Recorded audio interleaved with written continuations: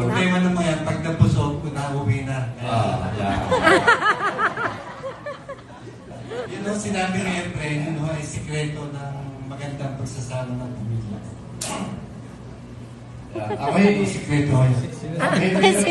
Sila.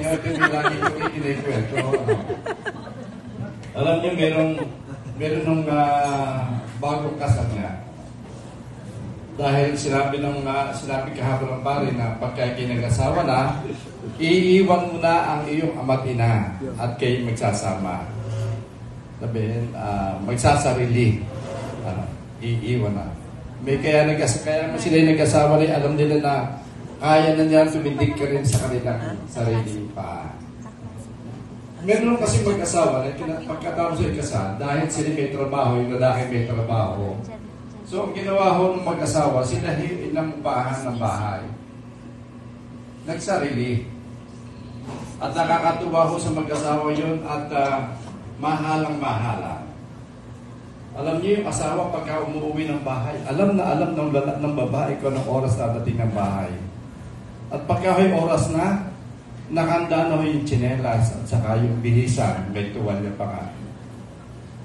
At yun ho'y pagka dumating yung asawang lalaki, napasok-pasok pa lamang yung kanyang asawang lalaki, ay bit-bit na ng babae yung tsinelas. At ibinibigay ito sa kanyang asawang lalaki para hindi papasok pagka nagubad ng sapatos. At yun ay may alagang bilot, alam niyo yung bilot? Yung alaga niyang bilot, yun ho ay kahul kikahul. Sa loob sa kanyang among lalaki at kahul pagaypay pa yung tayo at buntot, may pagdamba pa yon sa pag-welcome niya sa kanyang among lalaki. Ibig sabihin, kahit yung alaga niyang bilot, ay pinadadama niya yung kanyang pagmamahal doon sa kanyang among lalaki. Ay how much more pa yung kanyang asawa. Bit na agad yung tsinelas, yun may yakap na, may halik pa. Very sweet. Wala na lang gamin. Kaya lang, makalipas yung itong panahon, nagkaroon ng pagbabago. Dahil yung dating Coca-Cola body, naging Coca-Cola pa rin naman. Hindi lang 1.5. Pero habang lalaki yan, mas lalong nasarap. Dapat. Alam niyo, pagka yung lalaki, pagka umuwi na ng bahay, iba na po yung nasa lubong.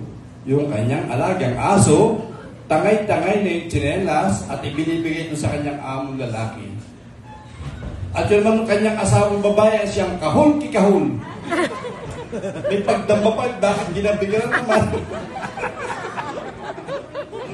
Ba't natin kay sa Tidori? Parang sinusunyan pa niyo ang Tidori. True to life ba yan? True to life?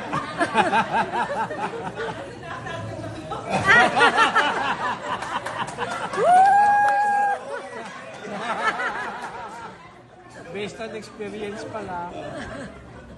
Kaya sabihin, bakit ginabigyan naman?